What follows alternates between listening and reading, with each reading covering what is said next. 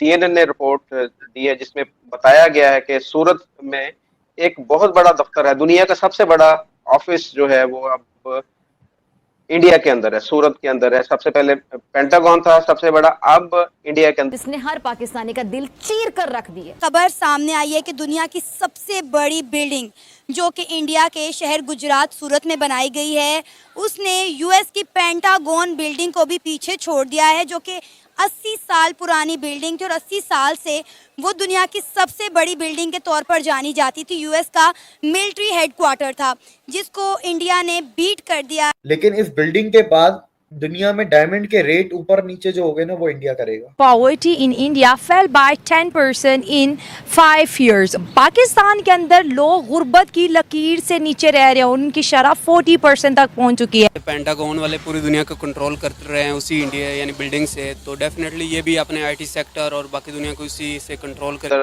कहते हैं भारत की तारीफ क्यों करते हैं आप? भाई खुद आता ना, बांग्लादेश की तारीफ कर लेते हैं, अब तो अफगानिस्तान की भी तारीफ करें तो फिट पड़ जाती है आपको, क्योंकि आप बस्तियों पे जा रहे हैं मुसलसल। क्योंकि हमने अमेरिका के ऊपर इल्ज़ाम लगाया जो कि अब साबित हो गया कि वो गलत इल्ज़ाम था, और हमारे वज़ीर आज़म ने लगाया उस वक्त के, यानी जो रियासत के सरबराह हैं उन्होंने लगाया, चीफ एग्जीक्यूटिव ने। तो क्या अब कहीं पाकिस्तान को डिफरेंट फोरम्स के ऊपर अमेरिका से माफ़ी तो नहीं मांगनी पड़ जाएगी? लेने के तो नहीं देने पड़ जाएंगे ये? नमस्ते दोस्तों, जय हिंद। आप सभी का स्वागत है निक न्यूज़ बर्नर में। दोस्तों, विश्व की सबसे बड़ी बिल्डिंग का खिताब अब तक अमेरिका के पेंटागन के नाम था, लेकिन अब ये खिताब भारत छीनने वाला है। भारत के गुजरात में अब डायमंड बोर्स के नाम से दुनिया की सबसे बड़ी बिल्डिंग का निर्माण हो रहा है। इस बिल्डिंग को बनने में 4 साल का समय लगा है। गुजरात के सूरत को हीरो के व्यापार के केंद्र के रूप में माना जाता है। इस बिल्डिंग का भी हीरो के व्यापार के रूप में इस्तेमाल होगा। सूरत में विश्व के 90% हीरो का निर्माण किया जाता है। पिछले 80 साल से इस बिल्डिंग का खिताब पेंटागन के नाम था, लेकिन अब ये खिताब भारत छीनने वाला है। लेकिन अब ये खिताब सूरत डायमंड बोर्स ने छीन लिया है। इस बिल्डिंग का नाम सूरत डायमंड बोर्स रखा है। इस बिल्डिंग का उद्घाटन प्राइम मिनिस्टर नरेंद्र मोदी नवंबर 2023 में करने वाले हैं। इसी बात पर पाकिस्तानी रिपोर्टर चर्चा कर रहे हैं। अब चलते हैं आगे की वीडियो की तरफ। धन्यवाद। सीएनएन ने रिपोर्ट दी है जिसमें बताया गया है कि सूरत में एक बहुत बड़ा दफ्तर है, दुनिया का सबसे बड़ा ऑफिस जो है वो अब इंडिया के अंदर है, सूरत के अंदर है। सबसे पहले पेंटागन था सबसे बड़ा, अब इंडिया के अंदर सूरत है।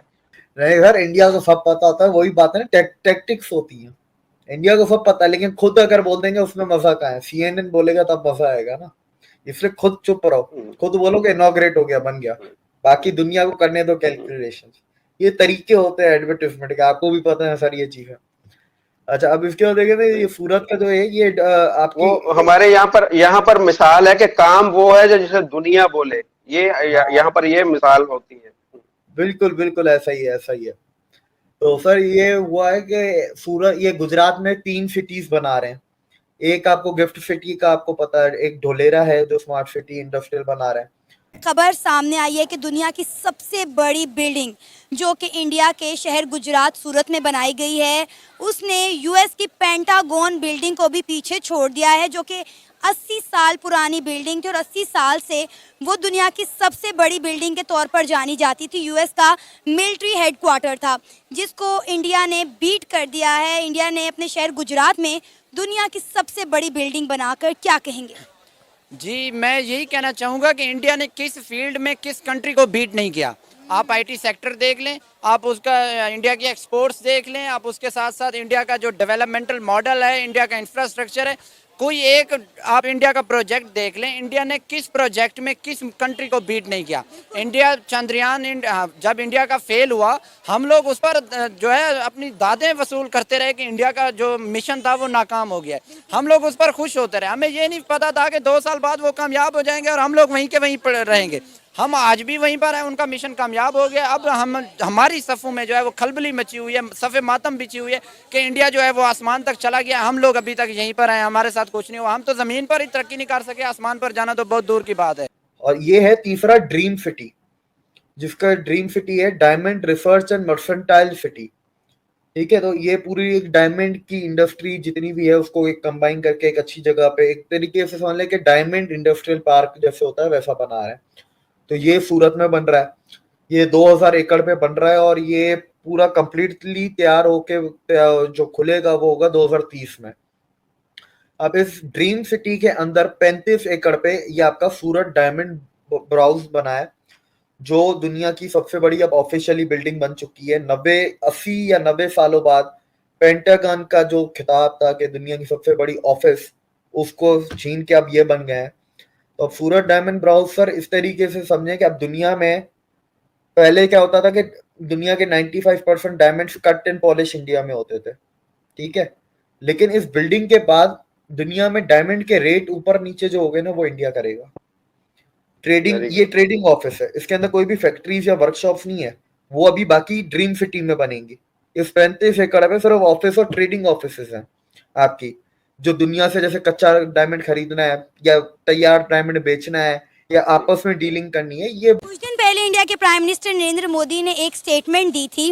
उन्होंने कहा था, फ्रांस में उन्होंने ये स्टेटमेंट दी थी, उन्होंने कहा कि इंडिया में टैलेंट भी है, इनोवेशन भी है, इंडिया में टेक्नोलॉजी भी है, इंफ्रास्ट्रक्चर भी है।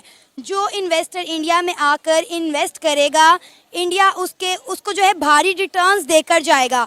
मतलब देखिए इंडिया के प्राइम मिनिस्टर कितने कॉन्फिडेंस से जब ये बात कह रहे हैं कि यहाँ पे इंफ्रास्ट्रक्चर भी है, इनोवेशन भी है। तो जब एक मुल्क का प्राइम मिनिस्टर इस तरह के बयानात देता है दूसरे मुल्कों में जाकर, तो डेफिनेटली उनकी आवाम में भी एक कॉन्फिडेंस डेवलप होता है। जी बिल्कुल, आपने सही कहा है कि जब प्राइम मिनिस्टर अपनी आवाम को ओन करता है तो आवाम में जो है वो एक कॉन्फिडेंस बूस्ट होता है। हमारे मुल्क में तो सूरत हाल ये तक है कि हमारी जो पॉलिटिकल लीडरशिप है वो अपने कारकुनान को ओन करने के लिए तैयार नहीं है। आवाम तो बहुत हाई लेवल की बात है। हमारी जो लीडरशिप है, पॉलिटिकल लीडरशिप है, चाहे पाकिस्तान जो बड़ी मेजर पार्टी है, पाकिस्तान तहरीक इंसाफ को देख लें, PMLN को देख लें या पाकिस्तान पीपल्स पार्टी को देख लें, जब कोई वाक़या हो जाता है, अभी रिसेंटली 9 मई का वाक़या हुआ, पाकिस्तान तहरीक इंसाफ की लीडरशिप ने अपने कारकुनान से जो है बेदखली का ऐलान कर दिया। वो अपने कारकुनान को भी नहीं वो कर रहे थे। जब हमारे पॉलिटिकल लीडर्स अपनी आवाम को ओन नहीं कर रहे, जो उनकी लिमिटेड ऑडियंस है, तो पाकिस्तान 25 करोड़ का मुल्क है, जब हमारी लीडरशिप हमें ओन नहीं कर रही तो बाहर के आने वाले इन्वेस्टर्स को किस तरह ओन करेगी। और सेकेंडली, इन्वेस्टर्स तब भी आता है मुल्क में इन्वेस्टमेंट करने के लिए जब उसको कोई इन्वायरमेंट मिलता है, जब उसको कोई प्रोटोकॉल दिया जाता है। हमें इन्वेस्टर्स की ज़रूरत है, इन्वेस्टर्स को पाकिस्तान की ज़रूरत नहीं है। दुनिया में बहुत बड़ा मुल्क दुनिया है, 256 मुल्क हैं, वो किसी भी मुल्क में जाकर अपनी इन्वेस्टमेंट कर सकते हैं। अगर हमें ज़रूरत है तो हमें उनके लिए कोई एनवायरनमेंट भी प्रोड्यूस करना पड़ेगा, जो कि हमारे पास नहीं है। पॉलिटिकल इंस्टेबिलिटी इस लेवल तक की है कि हम लोग आपस में, हमारे स्टेक होल्डर्स बैठने के लिए तैयार नहीं है। जब हम आपस में एक दूसरे के साथ बैठने के लिए तैयार नहीं है तो बाहर मुल्क का इन्वेस्टर्स आकर हमारे मुल्क में इन्वेस्टमेंट क्यों कर रहे हैं? सर, ये 21वीं सदी है और ये टैलेंट और टेक्नोलॉजी की बुनियाद पर ही आगे जाएगी। हम हर वक्त कैमरे के आगे गला फाड़ फाड़ के कहते हैं कि पाकिस्तान में बहुत टैलेंट है। दोस्तों, अगर आपको हमारी वीडियो पसंद आई है तो प्लीज़ लाइक ज़रूर करें और साथ में शेयर करना ना भूलें। और साथ ही दोस्तों, ऐसी ही लेटेस्ट वीडियो देखने के लिए हमारे चैनल को सब्सक्राइब करें, साथ ही बेल का आइकन जरूर दबाएं ताकि सबसे पहले आपको हमारी वीडियो की नोटिफिकेशन मिल सके। धन्यवाद।